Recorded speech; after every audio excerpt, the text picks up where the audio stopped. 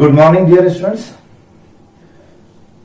तो पिछले वीडियो तक मैंने आपको बहुत सारे होमवर्क दिए थे क्योंकि रीपोजीशन इस चैप्टर का मेन टॉपिक था और उससे रिलेटेड मैंने क्वेश्चन करवाए थे और प्रैक्टिस के लिए मैंने आपको मेरे नोट्स में क्वेश्चन नंबर 12 दिया था जो कि सेम स्टडी मटेरियल में भी है। तो आप इसका पूरा सॉल्यूशन स्टडी मटेरियल में से चेक कर सकते हो। फिर भी कुछ समझ में ना आए तो मुझसे पूछिएगा। और कुछ क्वेश्चन मैंने आपको स्टडी मटेरियल में से दिए थे तो वो सारा होमवर्क कंप्लीट हो जाना चाहिए था, इसीलिए मैंने बीच में एक दिन की गैप की। कल मैंने कोई वीडियो अपलोड नहीं किया, कल मैंने इसलिए इनकम टैक्स का वीडियो अपलोड कर दिया ताकि आप लोग जब तक वो पढ़ें। तो अब आपका होमवर्क कंप्लीट हो चुका होगा। अब इस चैप्टर का एक और क्वेश्चन 13 नंबर में करवाता हूं, ठीक है। फिर कुछ होमवर्क दूंगा और उसके बाद लास्ट क्वेश्चन हमारा रहेगा 11 नंबर, वो भी मुझे ही करवाना रहेगा। तो ये 2 क्वेश्चन मुझे करवाना है, बाकी सारे आपको होमवर्क रहेंगे। तो 13 क्वेश्चन में कुछ इस तरीके से है, आप पढ़ें। Form acquired 2 tractors. अब ध्यान रखना, मैंने आपको क्वेश्चन करवाया था 10th नंबर, वहां ट्रक खरीदे, फिर 12th में आपने टेम्पो चलाए, अब आप ट्रैक्टर चला लो। सारे व्हीकल नहीं चलाएंगे, कार नहीं चलाना है, ठीक है, क्योंकि हम बिजनेस की बात कर रहे हैं। अभी तक के दोनों क्वेश्चन में 10th और 12th में आपने देखा तीनों ट्रक या तीनों टेम्पो एक साथ खरीदे थे एक ही वेंडर से और एक ही डेट पर, तो उसकी किस्त भी बराबर चल रही थी, इंटरेस्ट भी बराबर था, इसलिए आपने एक ही अकाउंट में सब कुछ कर दिया। इस बार आप ध्यान से देखें तो form acquire 2 tractors under hire purchase agreement, ठीक, किससे खरीदे नहीं लिखा हो, आगे देखेंगे।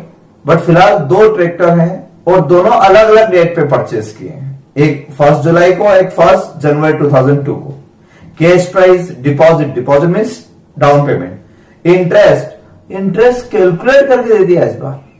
और क्या लिखा है, deemed to accrue evenly over the period of agreement, यानी 2400 रुपए का जो इंटरेस्ट है टोटल, ये पर इंस्टॉलमेंट नहीं है। क्या लिखा है, इंटरेस्ट टोटल 2400 है, इवनली अक्रूड, यानी हर इंस्टॉलमेंट में बराबर बराबर है इस बार। जबकि अब तक के सारे क्वेश्चन में पहले इंस्टॉलमेंट में ज्यादा इंटरेस्ट, दूसरे में कम, तीसरे में और कम, ऐसा होता था। बट इस बार कहा है तो मानना पड़ेगा। क्यों कहा, उसका भी रीजन है।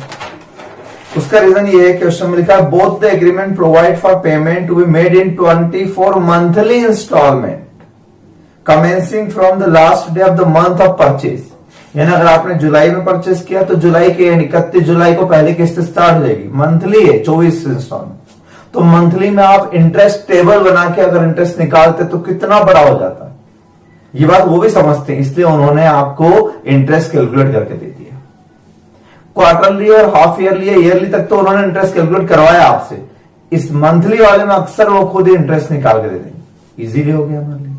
और इवनली बोला था, इसका मतलब वो जो 2400 रुपए का इंटरेस्ट है वो 24 मंथली इंस्टॉलमेंट में, तो डिवाइड 24 से करोगे तो 100 रुपीज पर installment interest. On 30 September 2002, tractor B was completely destroyed by fire. In full settlement on 10th October 2002, insurance company paid 15,000 under the comprehensive policy, out of which 12,000 was paid to the hire purchase company in termination of agreement. Any balance on hire purchase company's account in respect of this transaction was to be written off. तो इस बार default वाला case नहीं, instalment में default वाला, इस बार कुछ अलग case है। इस बार गलती नहीं है उसकी, उसने कोई जानबूझ के इंस्टॉलमेंट नहीं दी, ऐसा नहीं है। इस बार आग लग गई, ट्रैक्टर खराब हो गया, जल गया, इंश्योरेंस कंपनी से पैसा आया, तो उस पैसे को उसने उस हायर परचेज वेंडर कंपनी को दे दिया और सेटलमेंट कर लिया। The firm prepare accounts on 31st March and provide depreciation on SLM basis at the rate 20%. कहा है SLM, इसलिए SLM ले रहे हैं। कहीं लिखा हुआ 20% ऑन कॉस्ट, तो मतलब भी SLM, लेकिन अगर कुछ भी नहीं लिखा हुआ है तो आप WDV मान के करा करो। Rounded off to the nearest rupee 10 रुपए तक राउंडेड ऑफ करना है, ठीक है। And apportion on the date of purchase to the date of disposal, वो तो होता ही है, टाइम बेसिस पे ही लगता है, from the date of purchase to the date of sale. You are record the transaction in following accounts. Balances on 31st March 2002 and 3. अब 4 account बनाने के लिए कहा है, तो स्पेसिफिकली रिक्वायरमेंट है, इसलिए मुझे 4 अकाउंट बनाना पड़ेंगे। Tractor on hire purchase, provision for depreciation, disposal of tractor account और hire purchase company means vendors account in the books of purchaser. आप टॉप पे लिख लेना, in the books of purchase. ये 4 अकाउंट बनाने के लिए कहा है और 2 साल के लिए बनाने के लिए कहा है। 31 मार्च 2002 मींस फाइनेंशियल ईयर एंड किया है ना। तो फाइनेंशियल ईयर तो फर्स्ट स्टार्ट कहां से होगा? फर्स्ट यहां से स्टार्ट होगा। और अगर आप छोटी सी एक वर्किंग नोट अगर बना के रखना चाहे तो बना सकते हैं, वैसे तो ओवरऑल दिख ही रहा है। वो ये कि हम हमेशा हायर परचेस के केस में 3 चीज ढूंढने जाते हैं। नंबर 1 कैश प्राइस, मिल गई। इंटरेस्ट वो भी है, तो रेट ऑफ इंटरेस्ट की जरूरत ही नहीं। जब इंटरेस्ट का अमाउंट दिया गया तो रेट ऑफ इंटरेस्ट की क्या जरूरत? और इंस्टॉलमेंट कितनी? तो इंस्टॉलमेंट भी हम 24 इंस्टॉलमेंट इजीली निकाल सकते हैं। तो आप इंस्टॉलमेंट का एक वर्किंग नोट अगर बनाना चाहें तो इस तरीके से बना सकते हैं कि ट्रैक्टर ए और ट्रैक्टर बी में, इसमें 14,000 रुपए कैश प्राइस थी, इसमें 19,000 रुपए कैश प्राइस थी। इस कैश प्राइस में से डाउन पेमेंट कितना हो गया था? 2,000 का, और इसमें 2,680 का। बैलेंस 12,000 और बैलेंस 16,320। ये कैश प्राइस का पार्ट है, नेट कैश प्राइस का पार्ट है। ठीक है, इसको 24 इंस्टॉलमेंट में पे करना है। तो 24 इंस्टॉलमेंट मैंने 500 रुपए की और यहां 680 रुपए की। लेकिन ये कैश प्राइस से बनाया मैंने, 14,000 में से डाउन पेमेंट माइनस करके बनाया। इसका मतलब अभी इसमें इंटरेस्ट इंक्लूड नहीं है। तो प्लस इंटरेस्ट अभी हमने निकाला 100 रुपीज। 100 कैसे आया? 2400 रुपए का इंटरेस्ट है 24 इंस्टॉलमेंट में, तो 100 रुपए पर इंस्टॉलमेंट हुआ ना। ऐसे यहां पर इंटरेस्ट कितना है? 2880 डिवाइड बाय 24 इंस्टॉलमेंट, तो ये हो जाएगा 120 रुपए, तो ये 800 रुपए। ये इंस्टॉलमेंट का अमाउंट आ गया आपका 600 और 800 विथ इंटरेस्ट। और अलग अलग देखें तो ये तो एक छोटी सी वर्किंग करके आप रख लो। अब सीधे आते हैं हम अकाउंट्स पे।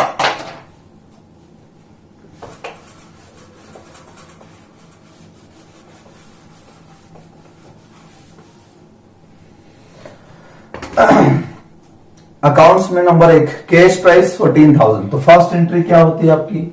फर्स्ट एंट्री होती है tractor account debited. Tractor account debited और कितनी तारीख को? जुलाई 1 जुलाई 2001 to hire purchase company account, यानी ये वाला वेंडर अकाउंट। हायर वेंडर लिख सकते हो, उसका नाम हायर परचेज कंपनी, नाम है कंपनी का। ये हायर परचेजर नहीं है, ये हायर वेंडर नाम है उसका, हायर परचेज कंपनी अकाउंट। तो tractor account debited to hire purchase company account cash price से एंट्री करते हैं 14,000 रुपए से। ठीक है, 1 जुलाई के दिन यहां एंट्री हो जाएगी बाय ट्रैक्टर अकाउंट 14,000 रुपए। ठीक है, फर्स्ट एंट्री। क्या दूसरा ट्रैक्टर भी इसी साल आया? 1 जनवरी 2002? यस, फाइनेंशियल ईयर है, कैलेंडर ईयर नहीं। कैलेंडर ईयर होता तो जनवरी अगले साल आता। फाइनेंशियल ईयर है तो ये कौन सा फाइनेंशियल ईयर? जुलाई 2001। तो 1-2 चलेगा ना ये, तो 1-2 में तो 31 मार्च 2002, तो ये 1-2 है और 1-2 में जनवरी, तो इसी साल आएगा। तो जनवरी की एंट्री भी इसी साल कर देते हैं, जनवरी 2002 बाय ट्रैक्टर अकाउंट। कितने हजार का? 19,000 का। ठीक, मेरे पास जगह कम है इसलिए आप यहां पे ए और बी लिखते जाएगा। ये ट्रैक्टर ए और ये ट्रैक्टर बी, ये ए और ये बी। इसका दूसरा इफेक्ट ट्रैक्टर अकाउंट में 1 जनवरी 2002 को टू हायर वेंडर कंपनी 19,000। ये एक ही पार्टी से खरीदा था इसलिए नाम सेम है। अलग अलग से खरीदते तो फिर 2 वेंडर अकाउंट अलग बनाता है, ये वेंडर अलग अकाउंट और दूसरा वेंडर अलग। बट एक ही पार्टी से दोनों ट्रक खरीदे और एक ही साल में, इसलिए 1 साल में कर दिया मैंने। कंसेप्ट क्लियर रखो, अगले साल का आए तो अगले साल में लिख देंगे एंट्री। नॉर्मल जर्नल एंट्री है, tractor account debited to party account. बस इसके अलावा आपने देखा, अब वो फायर वायर वाली बात कब हुई? वो सितंबर 2002। सितंबर 2002 इस ईयर में आएगा कि नेक्स्ट ईयर में आएगा? सितंबर 2002 तो 2-3 में आएगा ना, यानी इस ईयर में और कुछ हुआ नहीं। तो इस ईयर में हायर परचेस के हर क्वेश्चन में जब तक डिफॉल्ट या कोई प्रॉब्लम ना आए तब तक आपका क्वेश्चन सिंपल चलता है, इंटरेस्ट इंस्टॉलमेंट, इंटरेस्ट इंस्टॉलमेंट। तो हम इंटरेस्ट और इंस्टॉलमेंट की बात करते हैं। क्या रूल था याद करो आप, इंटरेस्ट देते थे। तो यहां पर मैं इस मंथली इंस्टॉलमेंट, तो मंथली है तो क्या 12 बार लिखूंगा क्या? नहीं, क्वार्टरली 4 बार लिखते हैं, हाफ ईयरली 2 बार, ईयरली में 1 बार, इजीली। मंथली वाले क्वेश्चन में क्या किया करो आप, तो टोटल लिख दिया करो 1 जुलाई 2001 से लेके, यानी जुलाई से लेके टू 31 मार्च 2002 तक पूरा इकट्ठा ही इंटरेस्ट प्रोवाइड कर देते हैं ए ट्रैक्टर पे। और ए ट्रैक्टर पे कितना होगा, 100 रुपीज के हिसाब से 100 रुपए इंटरेस्ट था उस पर, याद करो पहले वाले पे।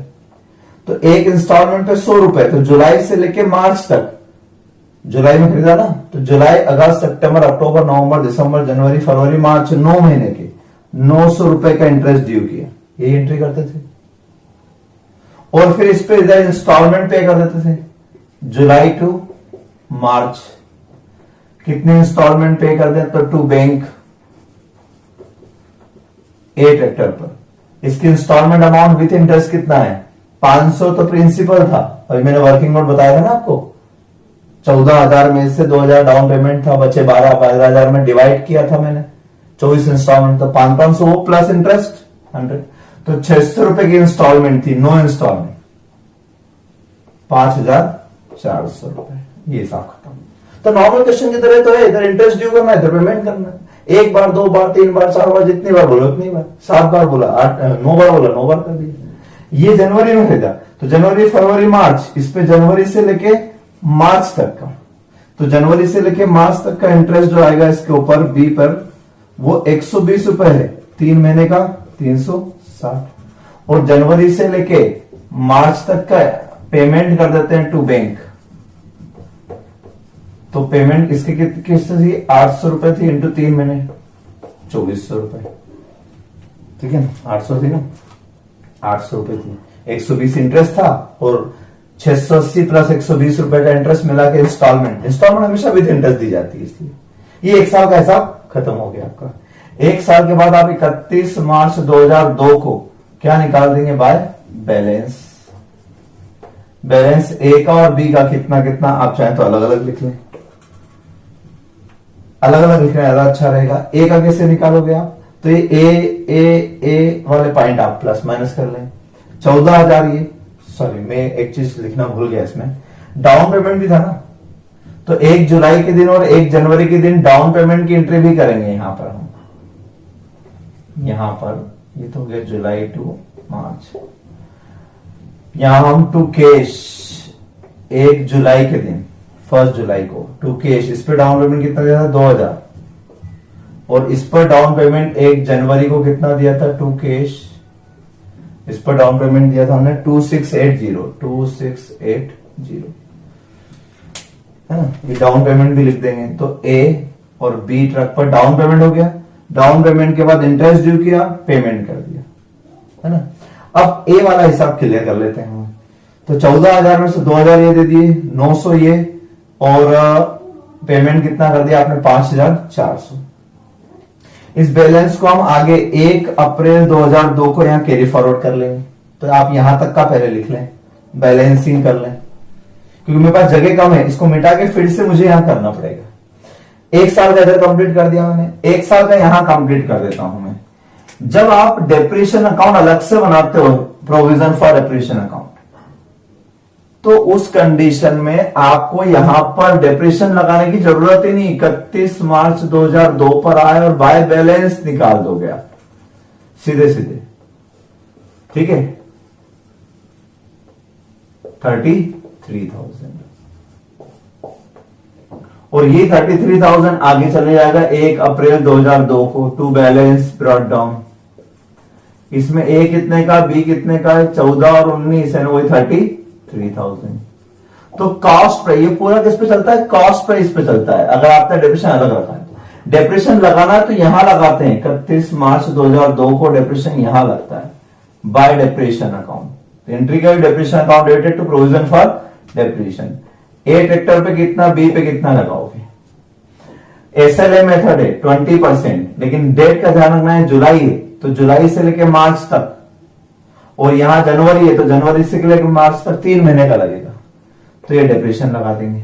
तो इस 14,000 पर 20% से 9 महीने का डिप्रेशन हो गया 2100, और इस 19,000 रुपए पर 3 महीने का 20% हो गया 950।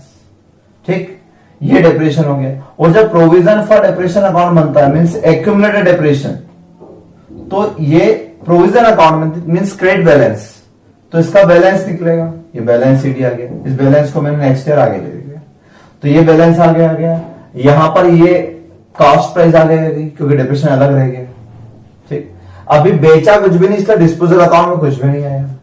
और वेंडर अकाउंट में आपने 31 मार्च 2002 को बैलेंस ये निकाले। मेरे पास जगह कम है इसलिए मैं इसको मिटा के वापस से इस ईयर में लेता हूं। तो नेक्स्ट ईयर में क्या आ जाएगा, ये ओपनिंग बैलेंस। तो नेक्स्ट ईयर यानी 1 अप्रैल 2002, 1 अप्रैल 2002 को ये क्या हो जाएगा हमारे लिए, opening balance by balance brought down A का और बी का। ए के 7,500 देना है, बी के 14,280 रुपए देना है। ठीक है, ये बैलेंस कैरी फॉरवर्ड हो गया। तो यहां तक आपका 1 साल का क्वेश्चन कंप्लीट हो गया। अब नेक्स्ट ईयर क्या गड़बड़ हुई, नेक्स्ट ईयर लिखा हुआ ऑन 30 सितंबर 2002 tractor B was completely destroyed by fire. 30 सितंबर के दिन बी वाला ट्रैक्टर पूरा खत्म। In full settlement on 10th October 2002 the insurance company paid 15,000। अब ये हमारा कोई गलती डिफॉल्ट थोड़ा ना है, तो वेंडर या परचेजर नहीं, इंश्योरेंस कंपनी हमें पैसा दे रही है। वहां से पैसा आएगा इंश्योरेंस कंपनी से, और हमारा वेंडर को हम दे देंगे पैसा। तो यही हुआ, इंश्योरेंस कंपनी से हमें 12,000 आए, सॉरी 15,000 आए, out of which 12,000 was paid to hire purchasing company. इनको दे दिया हमने, 15 आए लेकिन दिए कितने, 12। और लिखा हुआ है in termination of agreement, in termination of agreement any balance on hire purchase companies account in respect of this transaction was to be written off. अब अंडरलाइन करें, काम कीजिए। तो सेटलमेंट का मतलब क्या समझा, दोनों ट्रैक्टर का सेटलमेंट हो गया कि एक का हुआ। सोचने वाली बात है कि 12,000 जो दिए हैं इन टर्मिनेशन ऑफ एग्रीमेंट, तो कौन सा एग्रीमेंट, ये वाला एग्रीमेंट, बी ट्रैक्टर वाला एग्रीमेंट। दो एग्रीमेंट अलग अलग थे, बिल्कुल क्लियर बात है, इसमें कोई एजम्पशन लेने की गुंजाइश ही नहीं, क्लियर लिखा हुआ है। तो ए ट्रैक्टर का तो कुछ भी नहीं हुआ, ए ट्रैक्टर तो नॉर्मल चलेगा, आप जैसा करते हैं। तो मैं पहले बात कर लेता हूं बी ट्रैक्टर की। ठीक, बी ट्रैक्टर में क्या हुआ, बी ट्रैक्टर में सितंबर पे आ जाते हैं, सितंबर 2002, सितंबर 2002 तक का इंटरेस्ट तो लगा है। सितंबर में गड़बड़ हुई लेकिन सितंबर तक 6 महीने हो गए, अप्रैल मई जून जुलाई अगस्त सितंबर, सितंबर तक बी ट्रैक्टर पर 120 रुपए के हिसाब से 6 महीने का 720 रुपए का इंटरेस्ट ड्यू हुआ होगा। और इधर सितंबर तक का मतलब अप्रैल टू सितंबर तक आपने इंस्टॉलमेंट भी पे की होगी, टू बैंक इंस्टॉलमेंट कितनी पे की होगी बी पर आपने, 800 रुपए के हिसाब से 6 इंस्टॉलमेंट 4,800। तो ये अप्रैल टू सितंबर तक का टोटल इंटरेस्ट हो, यहां लिख देना अप्रैल टू सितंबर, ये जो है ये अप्रैल टू सितंबर तक का इंटरेस्ट है ये। तो मंथली इंस्टॉलमेंट में एक साथ लिख दिया करो ऐसे, 6 महीने का हिसाब पूरा क्लियर, 6 महीने इंटरेस्ट दिया, 6 महीने की इंस्टॉलमेंट। 6 महीने तक कोई प्रॉब्लम नहीं थी, अगले महीने से प्रॉब्लम आई तो सितंबर तक का हिसाब क्लियर। अब सितंबर के बाद की बात में बाद में करता हूं।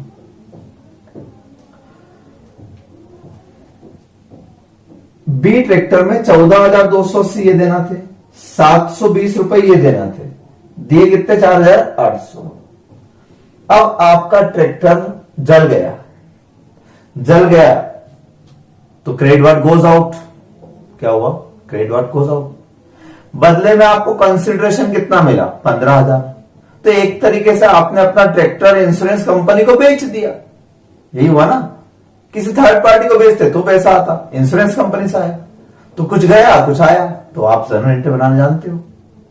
ठीक है, पैसा आए, bank account debited to bank account debit, पैसा तो आया आपके पास 15,000, टू गया असेट अकाउंट। तो ये असेट में से क्रेडिट वार्ड गोज आउट 30 सितंबर के दिन, 30 सितंबर के दिन आपके असेट गई तो क्रेडिट व्हाट गोज आउट। अब इस बार वेंडर नहीं ले गया, इसलिए मैं एसेट को यहां ट्रांसफर नहीं करूंगा। वो रीपोजिशन वाले अकाउंट मैंने क्या बताया था कि जब एसेट ले जाए वेंडर तो debit the receiver and credit what goes out, ऐसा क्या था। लेकिन यहां वेंडर नहीं ले गया, इंश्योरेंस कंपनी को दे दी हमने भंगार, वो फायर जली हुई, और बदले में इंश्योरेंस कंपनी ने हमें 15,000 दे दी। तो आपने कोई याद होगा सेल जब करते थे एसेट की तो 3 एंट्री करते थे एसेट की, सेल करने की, है ना। मैंने पिछले वीडियो में बताई थी कि सेल करते थे तो up to the date of sale तक का डिप्रेशन लगाते थे। क्या लगाते थे? डिप्रेशन। फिर बाय बैंक लिखते थे जितने बिकी, और फिर by profit and loss. 3 entry आप सबको याद होगी। वो अक्सर हम असेट अकाउंट में करते थे, लेकिन जब आपका डिप्रेशन अकाउंट अलग हो, डिस्पोजल अकाउंट अलग हो, तो बेचने की सारी बात यहां करो और डिप्रेशन की बात यहां करो, यहां कुछ भी मत करो। तो मैं सितंबर तक का डिप्रेशन यहां नहीं लगाऊंगा, यहां लगाऊंगा। अप्रैल टू सितंबर तक का डिप्रेशन में यहां लगाऊंगा, डिप्रेशन ऑन बी। किस पर? बी पर।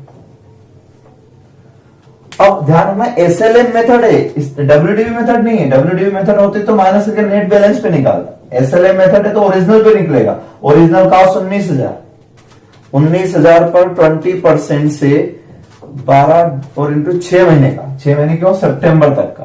तो ये आ गया आपका 1900 रुपए का डिप्रेशन 19। तो याद करो 3 एंट्री में से एक एंट्री हो गई up to the date of sale, आपने डिप्रेशन लगा दिया। ठीक है। दूसरी एंट्री क्या करते थे? बैंक। कौन सी एंट्री करते थे? बैंक। पैसा आता था बेचने पे, तो bank account debited, bank account debited to disposal account. 10 अक्टूबर के दिन पैसा आया, देखो आप ध्यान से उसमें, बाय बैंक। कितने हजार रुपए आए? 15,000 रुपए आए। तो बस फर्क इतना सा कर दिया इस क्वेश्चन में, उन्होंने अलग अलग कर दी सब जगह, वरना अपन यहीं पे 3 एंट्री करते थे, सबको आता होगा ये। तो जब डिस्पोजल अकाउंट बनाया जाता है तो फिर डिस्पोजल अकाउंट में आपने एक एंट्री लिख दी 15 में बिका, लेकिन है तो कुछ भी नहीं। तो यहां से ये चीजें इधर लाना है कि जो असेट चले गई आपकी, ये ट्रैक्टर चला गया आपका, तो इसको कौन से अकाउंट में ले जाओ? डिस्पोजल अकाउंट में ले जाओ। B tractor 19,000, credit word goes out. ये यहां डेबिट है और यहां क्रेडिट, ये यहां पर से यहां आ जाएगा। तो सितंबर में ये यहां आ गया tractor account, tractor B account 19,000 रुपए। इसका हिसाब खत्म, तराजू बराबर हो गया। अब यहां कौन सा ट्रैक्टर बचा? सिर्फ एक। हिसाब क्लियर? ऐसे यहां पे जो असेट ही बिक गई है तो उसका डिप्रेशन प्रोविजन बना के क्या करोगे? एक्यूमुलेट करके क्या करोगे? उसका बैलेंस भी खत्म करो। तो अब इस कंडीशन में यहां पर कितना डिप्रेशन बी पर है, तो इस 3050 में 950 बी का है। देखो ध्यान से, ये 950 बी का है ना, इसमें 950 रुपए बी का है। ठीक है, आप चाहते थे यहां लिख देते ए का अलग और बी का अलग, तो ए का अलग और बी का अलग। बी का कितना होता है? 950, और ए का कितना होता है? 2100 रुपए। तो 950 रुपए ये और 1900 रुपए ये, दो क्रेडिट है। तो इसको भी यहां से हम निकाल के और 30 सितंबर को कहां ले जाएं? डिस्पोजल अकाउंट में, डिस्पोजल बी वाले के। तो 1900 और 950, 1900 प्लस 950, 2850 रुपए का ये यहां से निकल के यहां आ जाए। वहां डेबिट, यहां क्रेडिट, बाय प्रोविजन अकाउंट। सितंबर को होना थी एंट्री, ऊपर कर देते प्रोविजन फॉर डेप्रिसिएशन 2850। तो ये होता तरीका करने का कि जब आप अलग अलग अकाउंट बनाते हो तो यहां से हटाया आपने, ये तराजू बराबर किया, यहां पर क्रेडिट बी का, तो बी का डेबिट कर दिया ताकि इसका हिसाब खत्म हो, इसका बैलेंस नहीं आना चाहिए क्योंकि अब बचा ही नहीं डिप्रेशन कुछ। तो ये दोनों यहां ले आए। अब जाके आप ध्यान से देखो, 3 एंट्री करते थे, एक बैंक की, एक डिप्रेशन की, और बाकी बचा प्रॉफिट या लॉस। तो डिस्पोजल अकाउंट 19,000 की असेट थी जिसपे डिप्रेशन लग चुका था 2850। 19,000 डिप्रेशन, जिस पर 2850 डिप्रेशन लगा चुका था। मतलब डब्ल्यूडीबी अगर इसकी होती तो कितनी होती? 16,150। 16,150 के लिए आपने 15,000 में बेच दी, तो आपका 1,150 रुपए का क्या आया? लॉस आया। ठीक हो गया हिसाब बराबर। ये 19,000, ये भी हो गया 19,000। ठीक, ये तरीका है डिस्पोजल ऑफ। लेकिन ध्यान से, यहां से भी गया, वहां से भी गया। फिर से एक बात सोच लो, सितंबर तक का इंटरेस्ट ड्यू करा, सितंबर तक का पेमेंट कर दिया इंस्टॉलमेंट। सितंबर में क्या हुआ, तो सितंबर में असेट बिक गई। असेट बिक गई कितने में, 15,000 रुपए में। असेट बिक गई तो उसका हिसाब, यहां से असेट ले आए, यहां से डेप्रिसिएशन ले आए, हिसाब खत्म करके असेट बेच दी, तो असेट यहां से भी हट गई, यहां से डेप्रिसिएशन हट गया, ये भी खत्म हो गया। लेकिन इस 15,000 में से आपने वेंडर को कितने दिए, आपने इसको 10 अक्टूबर को कितने पैसे दिए, आपने इसको बी के लिए 12,000 ही दिए, लिखा है क्वेश्चन में 12,000 दिए। और एक लाइन क्या लिखी हुई है, मैंने जिसको अंडरलाइन करवाया था, any balance in hire purchase companies account in respect of this transaction. इस ट्रांजेक्शन से रिलेटेड हायर परचेस कंपनी में अगर कोई बैलेंस हो, is to be return of, ये लिखा हुआ। तो इसका मतलब ये कहना चाहते हैं कि बी का 14,280 देना थे, 720 का इंटरेस्ट ड्यू था, क्रेडिट लायबिलिटी इतनी थी, उसमें से आपने दे कितना दिया, 4,800 दे दिए। अब बचे 12,000, 12,000 भी दे दिया आपने। अब 1,800 रुपए का डिफरेंस आ रहा है। कितने का डिफरेंस आ रहा है, 1,800 का। ध्यान से देख लो, यहां से ये दोनों फिगर मिलाओ, यहां से ये दोनों फिगर मिलाओ, तो ये हो गए 16,800 और ये आपके कम, तो इस तरफ कम पड़ रहा है ना, यानी आपने ज्यादा दिए तो लॉस, रिटर्न ऑफ करने का बोला है। कोई बैलेंस है तो रिटर्न ऑफ करने का, यानी इसका पूरा सेटलमेंट। अगर मैं रिटर्न ऑफ नहीं करूंगा तो बाकी बचाओ बैलेंस अभी बैलेंसिंग फिगर में आ जाएगा, बैलेंसिंग फिगर में आ जाएगा, इसका मतलब मुझे देना पड़ेगा या लेना पड़ेगा, जबकि उन्होंने क्लियर कहा है कि टू बी रिटर्न ऑफ। तो ऐसे क्वेश्चन में आप तराजू बराबर, यानी बी का हिसाब पूरा खत्म कर दो।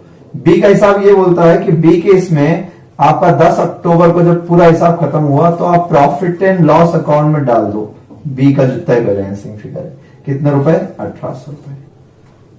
अब ध्यान से देखो आप, अब ध्यान से देखोगे तो ये 16,800 और ये 16,800 होगा बराबर, देखो ध्यान से, होगा 16,800, हिसाब खत्म।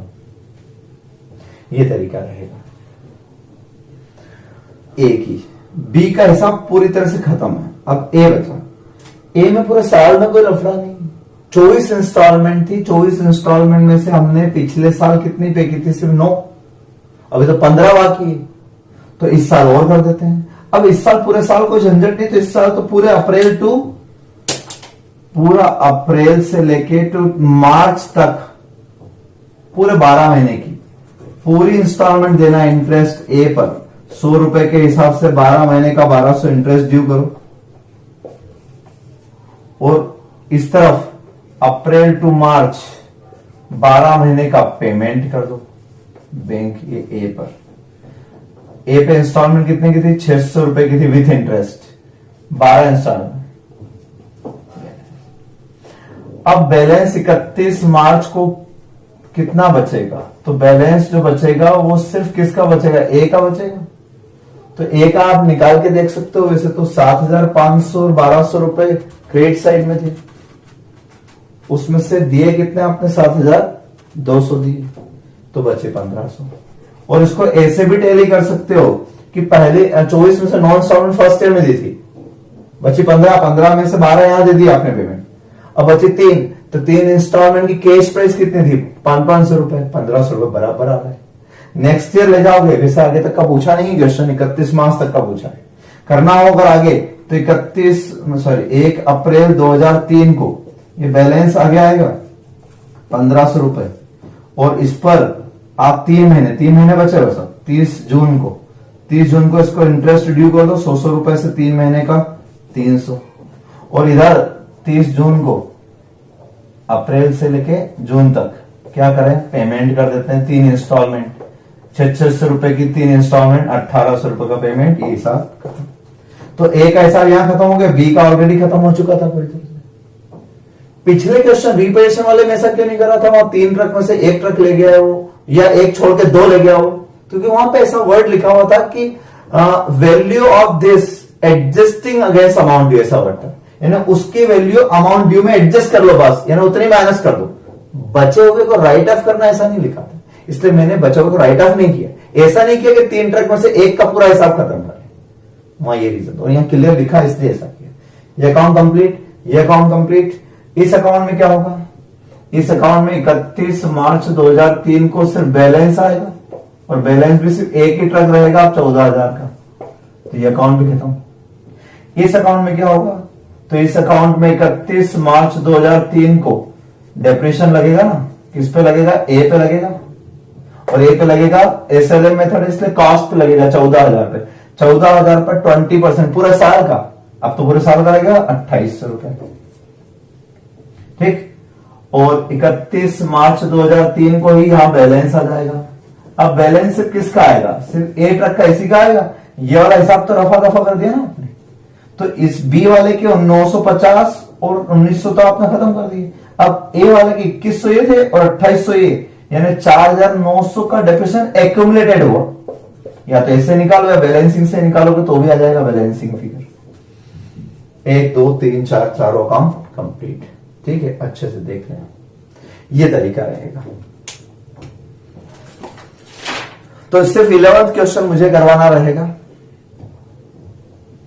वो क्वेश्चन भी थोड़ा सा अलग हटके इस कारण से। बाकी आप नोट्स में इसके बाद आप देखेंगे, ये तो हो गया अपने क्वेश्चन नंबर 13 तक मैंने करवा दिया आपको।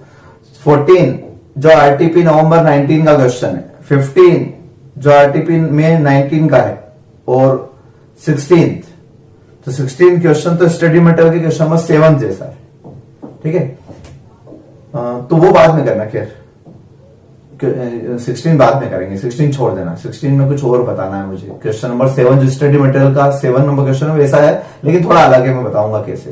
तो आप सिर्फ होमवर्क में 14 एंड 15 लिख लें, 2 क्वेश्चन नोट्स के। क्लियर है बात? तो डियर स्टूडेंट्स, कुछ क्वेश्चन अपने बच गए थे रिमेनिंग, वो भी मैं करवाता हूं आपको, ये चैप्टर एंड हो जाए। एक हमारा बचा था question number 6, question number 11 notes में से, और मुझे इंटरेस्ट सस्पेंस मेथड बताना थी। 3 बात बची थी, 1 बाय 1 करते हैं। नंबर 1, सबसे पहले तो मैं क्वेश्चन 11 करवाता हूं क्योंकि वही रिपोजिशन से रिलेटेड है, ठीक। क्वेश्चन 6 थोड़ा अलग है। तो question 11, on 1 January 2002 Ashok acquired furniture on hire purchase system from Real Aids, agreeing to pay 4 semi annual installment. तो सेमी एनुअल का मतलब आप समझते हैं हाफ ईयरली, 800 रुपए की इंस्टॉलमेंट है, तो 800 रुपए की 4 इंस्टॉलमेंट हो गई 3200 रुपए। डाउन पेमेंट कुछ दिख नहीं रहा है क्वेश्चन में। कमेंसिंग ऑन 30 जून, तो 30 जून से स्टार्ट होगी, यानी जनवरी से जून 1, फिर जून से दिसंबर, फिर अगले साल जून, फिर अगले साल दिसंबर, तो 4 इंस्टॉलमेंट यानी 2 साल का क्वेश्चन, 2 साल का क्वेश्चन आपका। Cash price 3010, interest 5%। तो हायर परचेस क्वेश्चन में मैंने हमेशा आपसे क्या कहा कि 3 चीज ढूंढो। Number 1 cash price easily available, rate of interest वो भी है, इंस्टॉलमेंट वो भी, डाउन पेमेंट होना जरूरी नहीं है। अब क्वेश्चन में प्रॉब्लम ये है इस क्वेश्चन में, ऑन 30 सितंबर Ashok express is inability to continue the real estate property. Main point ये है, जनवरी में खरीदा, जून में पेमेंट किया होगा पहला, अगली किस्त आती दिसंबर में, उससे पहले ही सितंबर में डिफॉल्ट हो गया इस बार। इसलिए मैंने इसकी इंटरेस्ट टेबल पूरी 4 इंस्टॉलमेंट की नहीं बनाई। आप चाहो तो बना सकते हो, लेकिन एग्जाम में हमेशा पूरा क्वेश्चन पढ़ने के बाद बनाओगे तो वैसे ही समझ जाना। एक ही तो एसेट थी, एक एसेट पे 4 इंस्टॉलमेंट थी, उसमें से एक दी और इंस्टॉलमेंट में डिफॉल्ट हो गया, तो मैंने एक इंटरेस्ट निकाला। 3010 cash price, down payment 0, balance आया उसका 5%, 6 महीने के लिए 6/12, या फिर इसको 2.5% कर लेना, तो 75 रुपए। 800 में से 75 दे तो 725। और ये इंक्लूसिव है, कैसे पता लगा, तो एक क्लियर दिख रहा था, 800 रुपए की 4 इंस्टॉलमेंट थी, 3200, डाउन पेमेंट कुछ था नहीं, और कैश प्राइस आपकी 3010 रुपए। इसका मतलब क्लियर दिख रहा है कि इंटरेस्ट इंक्लूसिव है इसमें। ज्यादा आ रही फिगर तो मतलब इंटरेस्ट इंक्लूसिव है। फिर 725 फर्स्ट इंस्टॉलमेंट में यहां लेस कर दी।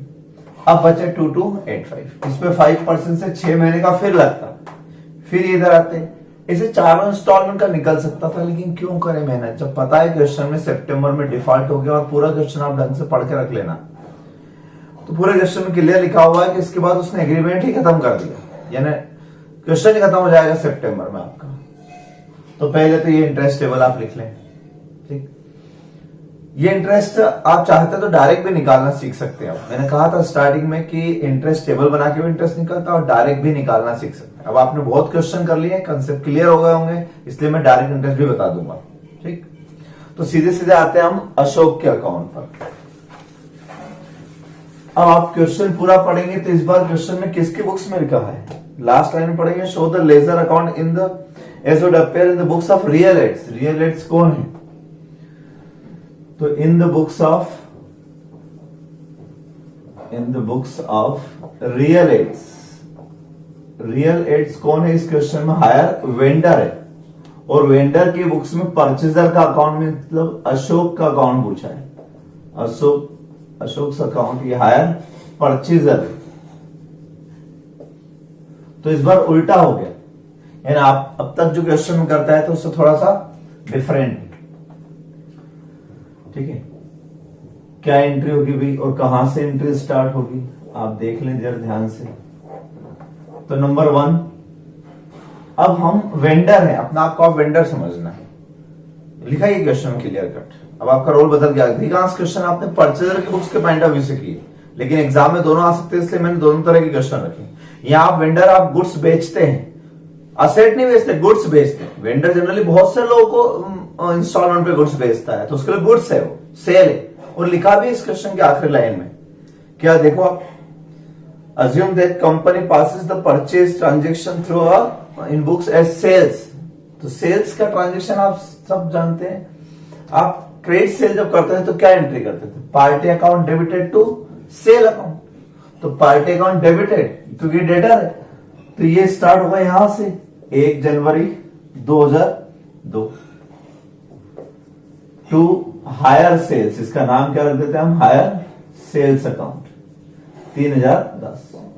मैंने आपको स्टार्टिंग वीडियो में बताया था कि इन the books of vendor purchase account just mirror image है, जस्ट अपोजिट है। जो हम परचेजर की बुक्स में वेंडर अकाउंट बनाते हैं उसका उल्टा है। और मैंने ये भी कहा था कि अगर शुरुआत सही करोगे तो एंड तक सही होगा। वहां पर शुरुआत क्रेडिट साइड से होती थी क्योंकि हम परचेजर थे, हमारे लिए लायबिलिटी थी, पैसा देना था। यहां हमारे लिए पैसा लेना है, 3010 ये लेना है और इंटरेस्ट लेना है। तो इंटरेस्ट यहां आता जाएगा और जब वो पेमेंट देते जाएगा हमको तो हम इधर लेते जाएंगे।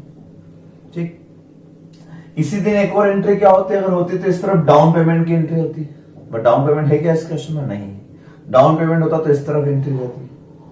जर्नल एंट्री के हिसाब से सोचो तो डाउन पेमेंट आता means cash debit what comes in और credit the receiver, sorry credit the giver, इस तरीके से एंट्री जाती है। बट डाउन पेमेंट कुछ भी नहीं, इसलिए यहां कोई एंट्री नहीं की। फिर क्या करते थे याद करो, फिर हम करते थे इधर इंटरेस्ट ड्यू करते जाओ। इंटरेस्ट हाफ ईयरली होगा जून में, इंटरेस्ट ड्यू होगा, कितना इंटरेस्ट था 75। इधर 30 जून को क्या हो जाएगा, पेमेंट 2002 को बाय बैंक, कितने रुपए पेमेंट, 800 रुपए का पेमेंट होगा। इस तरीके से एंट्री जाएगी। इसकी जर्नल एंट्री क्या हुई, इसकी journal entry Ashok account debited to interest. इस बार इंटरेस्ट हमारे लिए इनकम है, इसलिए इनकम क्रेडिट। चेक आया इंस्टॉलमेंट का तो बैंक अकाउंट डेबिट और क्रेडिट द गिवर कौन, अशोक। अगले इंस्टॉलमेंट 31 दिसंबर को आती तो फिर ऐसी इंटरेस्ट लिख देता, फिर बैंक लिख देता, फिर बैलेंस निकाल देता, क्वेश्चन आगे बढ़ जाता। अगले साल फिर 2 बार इंटरेस्ट लिखता और बैंक, तो हाफ ईयरली में 2 बार इंटरेस्ट, 2 बार इंस्टॉलमेंट, 2 बार इंटरेस्ट, 2 बार इंस्टॉलमेंट, इस तरह से चलता है। लेकिन इस क्वेश्चन में दिसंबर तो आने ही नहीं दिया उन्होंने। September 30 September Ashok expressed the inability to continue and real estate seized the property. It has agreed that Ashok would pay due proportion of installment. अब उल्टा रोल है आपका। अभी तक हम ये सोचते थे कि वेंडर हमारे गुड्स उठाकर ले गया क्योंकि हमने डिफॉल्ट किया, हम परचेजर थे। अब मैं बोल रहा हूं हम वेंडर हैं, सामने वाले ने डिफॉल्ट किया तो हम उससे गुड्स रीपजेस करके ले आए। ठीक है, जब गुड्स रीपजेस करके ले आए हम तो क्या क्या हुआ वो देखते हैं। फिर से पढ़ता हूं सेकंड लाइन को। It was agreed that Ashok would pay the due proportion of instalment. Ashok would pay, यानी अशोक हमें क्या देगा, वुड पे ड्यू प्रोपोर्शन ऑफ इंस्टॉलमेंट, यानी 800 रुपए 6 महीने में देता था वो, और 30 सितंबर को ही आपका एग्रीमेंट खत्म हो रहा है,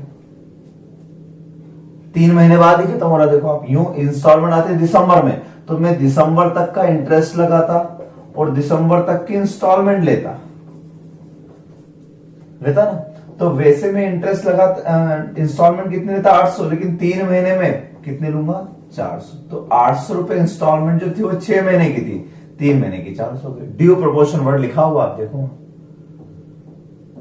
और क्या लेगा, and also further sum, further word लिखा, यानी इसके अलावा एक और सम ले रहे हैं, a further sum of ₹200 towards depreciation, यानी उसने हमारे एसेट को यूज किया तो उसकी वैल्यू डिक्रीज हो गई, तो उसके लिए भी हम 200 रुपए उससे ले रहे हैं।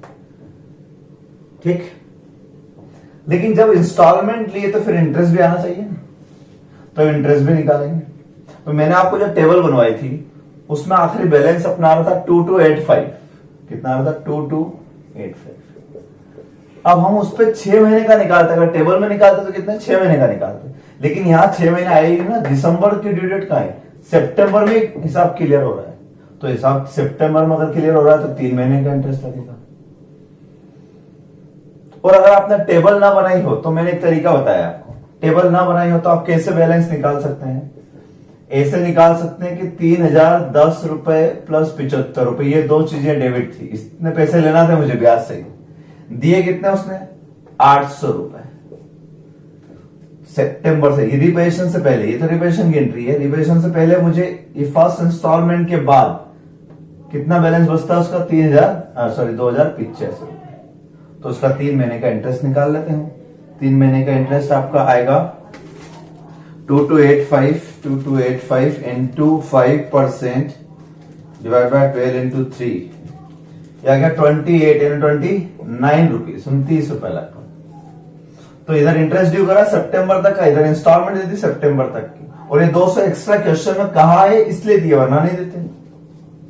ये कंसेप्ट आपका है, तो ये पहली बार आया इस तरह का कंसेप्ट। फिर क्या लिखा हुआ है, at the time of repossession real its valued the furniture at 1500। ये तो वो पैसा जो हमने उनसे ले लिया, और फर्नीचर भी तो डाला है, रिपोजिशन करके ले आए हम,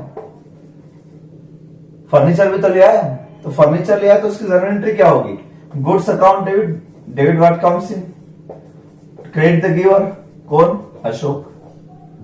वहां पे भी तो ऐसे ही करते थे, वहां उल्टा करते थे, वहां ट्रक दे देते थे, टेम्पो दिया हमने, कहीं क्रेडिट व्हाट गोज आउट, तो वो उसके पॉइंट ऑफ व्यू से था। यहां वेंडर के पॉइंट ऑफ व्यू से हम लेकर आए, लेकिन इसके लिए वो असेट नहीं, इसके लिए वो गुड्स है, इसलिए गुड्स लिखेगा ये, और इस गुड्स का नाम रख देगा repurchase goods account, debit what comes in, credit the giver.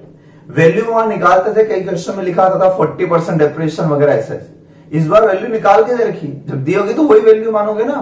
तो हमेशा रीपोजिशन के टाइम पर कोई एक वैल्यू डिसाइड होती है, ठीक है ना, दोनों पार्टी के बीच में, या तो वो निकाल के देंगे या फिर आपको तरीका देंगे। उन क्वेश्चन में तरीका दिया था 40%, तो हमने वैसे निकाली। इस बार 1500 बोला तो 1500 निकाल दिया। तो अशोक का अकाउंट किधर आएगा, credit side, by repurchased goods account 1500। तो डिफॉल्ट के टाइम पर हमने उससे प्रोपोर्शनेट अमाउंट लिया, 200 रुपए एक्स्ट्रा लिए, और गुड्स भी उठा लाए हम उसके यहां से। 3 काम किए हमने। अब जो गुड्स से उठा लाया, तो आप बताओ कि अब उससे कुछ लेना रहेगा क्या, अभी भी आप उससे पैसा मांगोगे और अभी भी आप वो पैसा देगा, नहीं। जब एक ही गुड्स हो क्वेश्चन में और फुल रिपोजिशन, पार्शियल नहीं है, या वैसा नहीं कि 3 टेम्पो में से एक छोड़ के 2 ले आए, वो पार्शियल रिपोजिशन था, तो हमारे इसमें बैलेंस बचता था। उस बैलेंस को हम अगले 3 महीने में या अगले 6 महीने में, जैसा क्वेश्चन में लिखा हो वैसा हम पेमेंट करते थे बाद। लेकिन जब फुल रिपोजिशन हो, कंप्लीट एक ही गुड्स था, वो गुड्स ही उठा लाए हम, तो पूरा 100% हिसाब क्लियर हो जाना चाहिए, कोई बैलेंस आना चाहिए क्या, नहीं।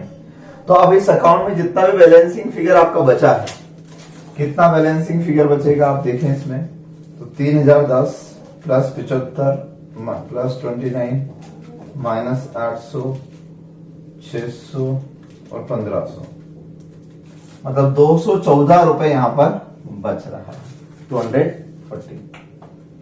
ये कहां चला जाएगा, प्रॉफिट एंड लॉस अकाउंट। इस तरीके से क्वेश्चन कंप्लीट हो जाता है, ठीक है। तो अब ये बैलेंस नहीं लिखा मैंने, P&L, क्योंकि राइट ऑफ कर देना, इधर आया इधर आया, तो आपने एक एसेट बेची, उसके लिए जितना पैसा ले सकते थे ले लिया, बाकी गुड्स से उठा लाया, आप सामने वाला कुछ नहीं देगा, अशोक से कोई लेना नहीं देना नहीं, इसलिए पीएनएल में ट्रांसफर करो। ये अल्टीमेट कंसेप्ट रहेगा आपका। अब रही बात इस रीपर्चेज गुड्स का क्या करना है, तो आगे लिखा हुआ है the company after incurring 200 towards repairs of the furniture sold it for 1800 on 15 October. क्या किया इन्होंने इसमें से ये गुड्स रीपर्चेज अकाउंट खोलता हूं मैं, repurchase goods account, repurchased goods account. इस अकाउंट में सिर्फ इतनी सी एंट्री होगी कि ये गुड्स इधर आएगा 30 सितंबर को टू अशोक अकाउंट 1500। इस पर आपने एक्सपेंडिचर किए कितने रुपए, 200 रुपए आपने एक्सपेंडिचर किए टू कैश, और आपने इसको बेच कितने दिया, 15 अक्टूबर को आपने इसको बेच दिया बाय कैश 1800 रुपए में। तो रीपर्चेज गुड्स पे जितना खर्चा करते हैं उसकी कॉस्ट में इंक्लूड होता है, जितना बेचते हो इस तरफ। ठीक है ना, क्लियर। क्या एंट्री होगी, बेचने पैसा आता है, cash account debited to sale, sale नहीं लिखूंगा, सेल लिखूंगा तो नॉर्मल सेल में चले जाएगा, जबकि तो एबनॉर्मल गुड्स है, सेकंड हैंड गुड्स है, तो ठीक है, इसलिए इसको हम रीपर्चेज गुड्स अकाउंट में लिखेंगे। तो ये क्या क्रेडिट हो गया। डिफरेंस का फिगर 100 रुपए transfer to profit and loss account, ये अकाउंट कंप्लीट। तो इतना छोटा सा क्वेश्चन था ये, लेकिन बड़ा टेक्निकल क्वेश्चन था ये।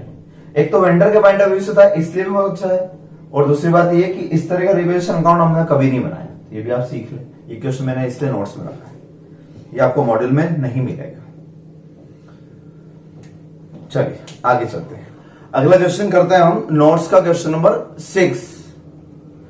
लेकिन आप एक काम करें, ये बहुत ही टेक्निकल क्वेश्चन, इसलिए मैं सबसे लास्ट में करवा रहा हूं। पहले आप वीडियो रोक के और ये वाला क्वेश्चन खुद से करने की कोशिश करें, मेहनत करें, गलत होगा तो वीडियो देख लेना, तो कोशिश तो करें कि इसमें आप आंसर ला सकते हैं या नहीं ला सकते हैं, फिर वीडियो वापस से देखना। करवा रहा हूं हालांकि मैं क्वेश्चन, और ऐसा ही नोट्स में क्वेश्चन नंबर 16 दो बचे अपने क्वेश्चन, तो ये दोनों क्वेश्चन पहले आप कर लें कॉपी में, वीडियो रोक दें, और फिर चेक करें मैं जो करवा रहा हूं कि ये सही गया या नहीं गया। ये एक तरीके से आपका हायर परचेज का टेस्ट भी हो जाएगा। Question question 6, x limited purchase a machine on hire purchase basis from the following terms, cash down payment 158,500, 1,58,500 down payment है, 4 इंस्टॉलमेंट है, 4 इंस्टॉलमेंट है, कितने कितने की 4 इंस्टॉलमेंट है, 221,900, अलग अलग फिगर है चारों इंस्टॉलमेंट के, at the end of each yearly installment है चारों अलग अलग। तो एक डाउन पेमेंट हो गया और 4 इंस्टॉलमेंट मींस 5 पेमेंट हो गए। The payment of cash price in each installment is uniform. अब नई बात सुनना, क्या बोल रहे हैं ये, the payment of cash price in each installment is uniform, यानी ये सारी जो इंस्टॉलमेंट का अमाउंट दिख रहा है आपको 2,21,900, 2,26,000 वगैरह, 2,21,900, ये जितने भी अमाउंट है, इन सब में दो दो पार्ट होंगे, एक पार्ट इंटरेस्ट का होगा, एक पार्ट कैश प्राइस का होगा। ऐसी दूसरी इंस्टॉलमेंट जो है आपकी 2,06,000 की, उसमें भी 2,06,050, 2,06,050 रुपए में भी इंटरेस्ट अलग होगा, कैश प्राइस। तो कैश प्राइस वाला पोर्शन ये बोल रहा है कि सभी में सेम है, इंटरेस्ट तो अलग आता ही है। इंटरेस्ट, अच्छा इंटरेस्ट कैसे आता है, आपने इंटरेस्ट का पैटर्न देखा, इंटरेस्ट का पैटर्न आपने देखा होगा, पहले इंस्टॉलमेंट में ज्यादा इंटरेस्ट रहता है, फिर एक इंस्टॉलमेंट पे हो जाती है तो कम हो जाता है इंटरेस्ट, फिर एक और पे हो जाती है फिर कम हो जाता है, फिर एक और पे हो जाती है कम हो जाती है। तो हर इंस्टॉलमेंट के बाद आपका इंटरेस्ट एक एक इंस्टॉलमेंट के बराबर कम होता चले जाएगा, क्योंकि आपका एक एक इंस्टॉलमेंट पे होते जाते हैं, होता है ऐसा। इस क्वेश्चन के कंसेप्ट को समझने के लिए और आगे लिखा हुआ है compute the amount of interest and cash price. अब ये ऐसा क्वेश्चन है कि ना रेट ऑफ इंटरेस्ट दी हुई है और ना कैश प्राइस, दोनों गायब है। मैंने अलग अलग क्वेश्चन करवाया, कैश प्राइस कैसे कैलकुलेट करते हैं, बैक कैलकुलेशन, इंटरेस्ट करना हो तो इनवर्स मेथड से, ठीक है, ये सारी मेथड मैंने आपको समझाई, लेकिन ये तो कॉम्बिनेशन वाला है, ना इंटरेस्ट दिया हुआ है ना कैश प्राइस दी, अब कैसे करें। तो थोड़ा मैथ्स लगा के भी कर सकते हो। उन्होंने कहा कैश प्राइस इक्वल है सभी में, तो आप सब में कैश प्राइस 1 से x मान के भी कर सकते हो। लेकिन मैं आपको एक और तरीका बताता हूं। सपोज 100 रुपए की कैश प्राइस इंस्टॉलमेंट होती, 100 रुपए की 4 बार, और इंटरेस्ट अलग से, क्योंकि कैश प्राइस में इंटरेस्ट इंक्लूड नहीं रहता है। तो कैश प्राइस सब में सेम उन्होंने बोला, तो मैं मान लेता हूं मानो 100 रुपए की कैश प्राइस है सभी में, तो इंटरेस्ट कितना होता? तो इसमें इंटरेस्ट ज्यादा होता है या इसमें ज्यादा होता है? First installment, second installment, third installment, fourth installment. Definitely यहां 4 रुपए का इंटरेस्ट होता, तो यहां 3 का, यहां 2 का, यहां 1 का। आपने इनवर्स मेथड पढ़ी थी, अपने याद करो, मैंने बताया था उसमें लॉजिक 4 3 2 1। क्यों 4 इंस्टॉलमेंट का उल्टा लिख दो? क्योंकि पहली बार में चारों इंस्टॉलमेंट आउटस्टैंडिंग थी, इसलिए 4 इंस्टॉलमेंट का टोटल मिला के इंटरेस्ट लगा, बैलेंस ज्यादा था। फिर एक बैलेंस कम हो गया, अब 3 के बराबर गया। फिर एक बैलेंस कम हो गया, 2, अब एक और, ऐसे करा था। तो आप देख रहे हो इसमें, यानी कैश प्राइस अगर सभी में सेम है तो इंटरेस्ट का फर्क आ रहा होगा बस। 4 और 3 तो 1 रुपए का डिफरेंस, 3 और 2 तो 1 रुपए का डिफरेंस, 2 और 1 तो 1 रुपए का। तो 1 रुपए का डिफरेंस क्यों आ रहा है? क्योंकि 1 रुपए, एक इंस्टॉलमेंट का इंटरेस्ट कितना है? 1 रुपए। तो यहां 4 इंस्टॉलमेंट था, या 3 या 2, और यहां 1। और बैक कैलकुलेशन में अपन ने कंसेप्ट पढ़ा था कि आखिरी इंस्टॉलमेंट में सिर्फ एक ही इंस्टॉलमेंट का इंटरेस्ट इंक्लूड रहता है, तो आखिरी वाला तो एग्जैक्ट आता है, 1 साल का एक ही इंटरेस्ट आता है। तो हम देख लेते हैं निकाल के इस क्वेश्चन में। आप इसको इस तरीके से लिख लें, इसी कंसेप्ट पे बेस्ट मैं लिखता हूं उसमें। तो डाउन पेमेंट कितना है इस क्वेश्चन में? डाउन पेमेंट है आपका 1,58,500। पेमेंट्स कितने हो जाएंगे आपके? तो 1 लाख ही। First installment, second installment, third installment, fourth installment. एक है 2,21,900, फिर है 2,06,050 रुपए, 1,90,200 और 1,74,350। जब उन्होंने क्वेश्चन में कहा कि सब में कैश प्राइस सेम इक्वल है, तो इसका मतलब जो डिफरेंस आ रहा है, कहीं ज्यादा कहीं कम, वो इंटरेस्ट के कारण आ रहा होगा।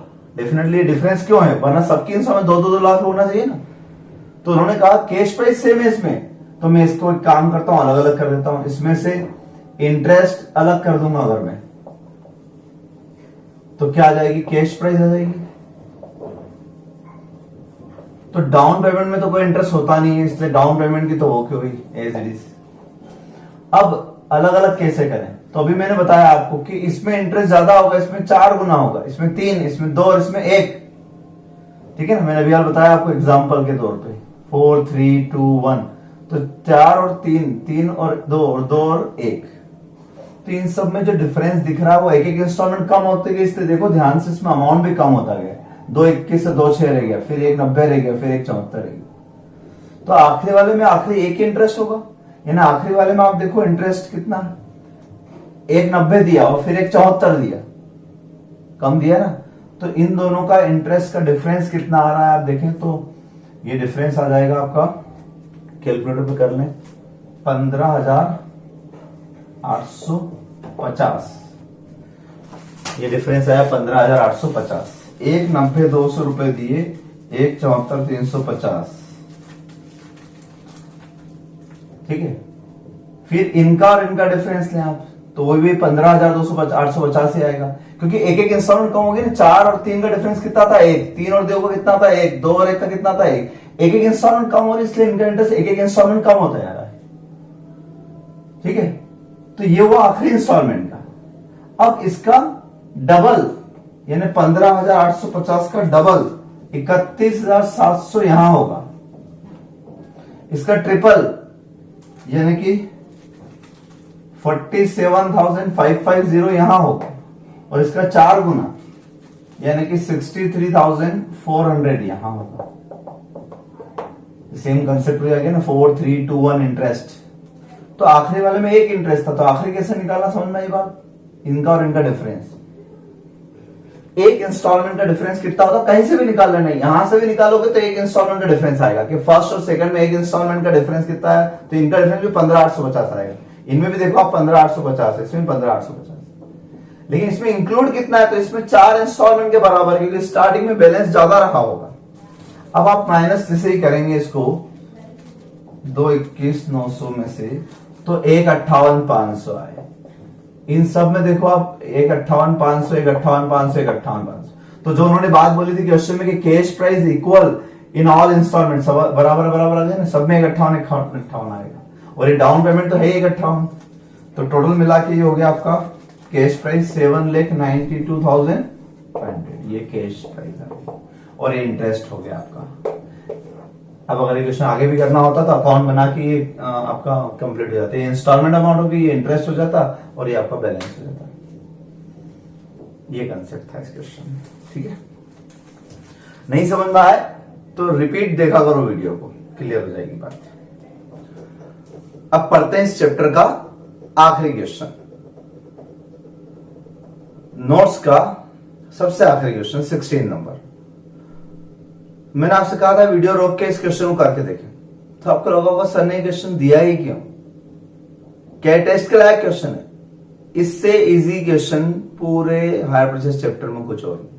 आपने देखा इसमें कैश प्राइस भी थी, डाउन पेमेंट भी था, इंस्टॉलमेंट भी थी, इंटरेस्ट भी था, कोई रिपोजिशन नहीं था। जब क्वेश्चन में कोई रिपोजिशन ना हो, रेट ऑफ इंटरेस्ट भी हो, कैश प्राइस भी हो, इंस्टॉलमेंट भी हो, तो कुछ नहीं करना, सीधे कैलकुलेशन इंटरेस्ट टेबल बनाओ और अकाउंट बना दो, बात खत्म हो जाती है, ठीक है। तो मैं वापस वो सब चीज नहीं समझाऊंगा आपको, आपने देखा बहुत क्वेश्चन इजी है, और यही आपका स्टडी मटेरियल में लेसन नंबर 6 है सेम। अगर लाइव क्लास होती तो मैं डेफिनेटली आपको वहां करने के लिए देता, 5 मिनट में इस क्वेश्चन को करके देते, लेकिन कभी कभी एग्जाम में ज्यादा इजी क्वेश्चन आए तो आपको लगता है नहीं कुछ तो होगा खास। अगर मैं आपको क्लास में करने के लिए देता तो हो सकता था आप ये सोचते कि नहीं कुछ खास होगा, सर ने अभी दिया टेस्ट, तो ऐसा कुछ भी नहीं। कई बार बहुत ज्यादा इजी क्वेश्चन भी आ जाते हैं। अगर हायर परचेज में रिपोजिशन नहीं है, it means it is so simple question, ठीक है। देखें तो इसके इंटरेस्ट टेबल वगैरह आपने बना ली होगी, या अगर नहीं बनाई है तो मैं बता देता हूं 2 मिनट के लिए आपको। क्या है इसमें 1 जनवरी को एक पिकअप वैन परचेस की, इसकी कैश प्राइस कितनी थी? कैश प्राइस थी इसकी 1 लाख रुपए। 1 लाख रुपए पे डाउन पेमेंट कितना हुआ था? 40,000। अब बचे कितने? 60,000, 60,000। तो 60,000 रुपए पर कितना इंटरेस्ट? 6%, 3600, है ना।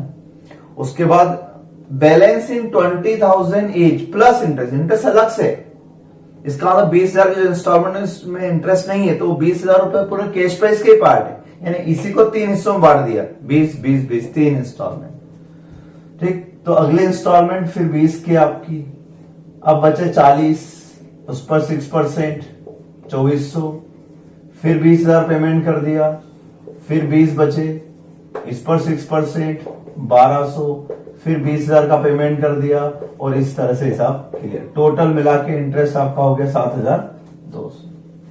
तो इंटरेस्ट जब एक्सक्लूडिंग हो तो बहुत ही अच्छा है, क्योंकि उसमें आपको ये जो अमाउंट दिया होगा इंस्टॉलमेंट को कैश प्राइस ही होगी, तो 30 अकाउंट नवी बनाओगे चलेगा,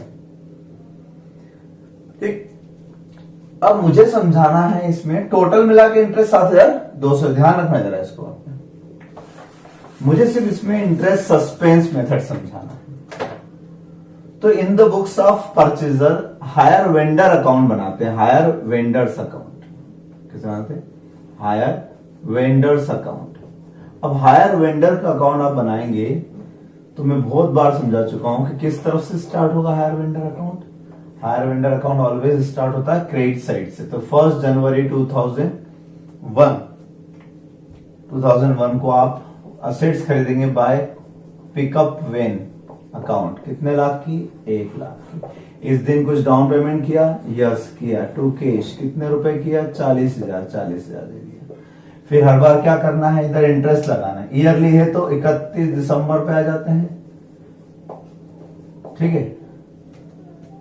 3600 रुपए फिर पेमेंट कर देंगे, फिर 2400 फिर पेमेंट कर देंगे, फिर 1200 फिर पेमेंट कर देंगे। बहुत क्वेश्चन किया और इस क्वेश्चन को आपने इस तरीके से एक बार किया होगा, करना है एक बार ऐसे करना नॉर्मल वे में, ठीक है। अब इसी क्वेश्चन को इस इंटरेस्ट सस्पेंस से करते हैं। तो मॉड्यूल में भी लेसन 6 ये है, और 7 जो है यही वाला क्वेश्चन सस्पेंस मेथड से किया हुआ है। सस्पेंस मेथड में इतना सा फर्क रहता है कि 1 जनवरी के ही दिन आप इंटरेस्ट सस्पेंस अकाउंट खोल के पूरा इंटरेस्ट एक साथ लिख देते हो एक ही बार में, झंझट खत्म, और इजी हो गया। बार बार इंटरेस्ट लिखने का झंझट ही खत्म। हम ये मान लेते हैं कि हमने 1 लाख रुपए ये देना प्रिंसिपल को, टोटल मिला के 3 साल में मुझे 7,400 इंटरेस्ट के देना है, तो मुझे टोटल इतने देना है। अब जब मैं जितने देते जाऊंगा, पहली इंस्टॉलमेंट मैंने दी 31 दिसंबर को, कितनी इंस्टॉलमेंट दी टू बैंक, फर्स्ट इंस्टॉलमेंट कितने की 20,000 के प्लस इंटरेस्ट, इंटरेस्ट पहले साल का था कितना 3600, तो ये हो गया आपका 23,600। पेमेंट तो 3600 ही करेंगे ना, इंटरेस्ट इकट्ठा देने तो नहीं जाएंगे, अक्रूड एक साथ कर लिया, एक लाइबिलिटी क्रिएट कर ली मैंने, ताकि मुझे याद रहे कि मुझे 1,07,000 देना है, लेकिन देने तो एक बार में 20,000 एक इंस्टॉलमेंट प्लस उसका इंटरेस्ट। फिर आ जाएगा आपका बैलेंस टू बैलेंस। अब बैलेंस आपका कितना हो जाएगा, यहां पर आपका बैलेंस हो जाएगा, बैलेंस कैलकुलेट कर लेते हैं 43,600, 43,600। आगे चलते हैं, बाय बैलेंस 43,600।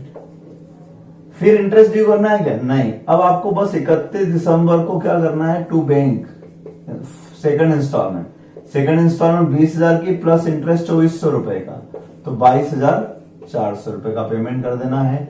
फिर बैलेंस आ जाएगा आपका, बैलेंस अब इस बार बैलेंस कितना आएगा 21,200, 21,200। ये 1 जनवरी को बैलेंस आगे आएगा 21,200 रुपए, और आपको इधर 21,200 का पेमेंट कर देना है थर्ड इंस्टॉलमेंट 21,200 कैसे, 20,000 का ब्याज कैश प्राइस और 1,200 रुपए का इंटरेस्ट, बस ये अकाउंट आपका क्लोज। तो 2 और इजी हो गया, इंटरेस्ट एक बार लिखना, बार बार लिखना ही, इतनी सी नई बात है, इसलिए मैंने सिखा दिया, वैसे आता नहीं है एग्जाम में, बट फिर भी बता दूंगा इतना क्लियर। बाकी सब कुछ सेम रहा, सिर्फ इंटरेस्ट का फर्क आया, लेकिन एक अकाउंट नया खुल गया, इंटरेस्ट सस्पेंस अकाउंट। तो एक और अकाउंट देखते हैं, इंटरेस्ट सस्पेंस, यहां क्रेडिट तो वहां क्या होगा, डेबिट।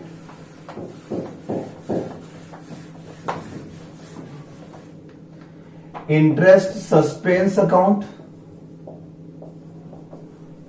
इंटरेस्ट सस्पेंस अकाउंट और interest account, 2 account. Interest suspense वहां क्रेडिट और यहां डेबिट आएगा। 1 जनवरी 2001 को आप हायर परचेजिंग कंपनीज अकाउंट से कितने 7,200 यहां लाए।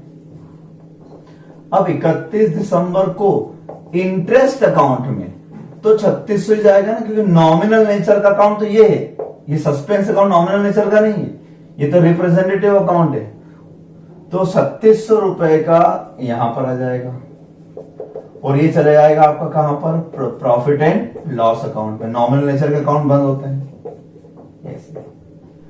ठीक है। फिर बैलेंस कितना बचेगा यहाँ 3600, ये बैलेंस आगे जाएगा 1 जनवरी को, बैलेंस 3600 गया, इसमें से फिर इंटरेस्ट अकाउंट में कितना ट्रांसफर कर दोगे, नेक्स्ट ईयर का इंटरेस्ट कितना था 2400 ट्रांसफर कर दोगे आप अगले साल, ठीक। इसको भी कहां ट्रांसफर कर देंगे हम, पीएनएल अकाउंट में। अब बैलेंस कितना बचा 1200, फिर ये 1200 का बैलेंस आगे आएगा। अब इस बार इंटरेस्ट अकाउंट में कितना ट्रांसफर कर दोगे 1200, और ये अकाउंट क्लोज। ये 1200 यहां आ जाएंगे, और ये 1200 भी कहां चले जाएंगे, प्रॉफिट एंड लॉस अकाउंट।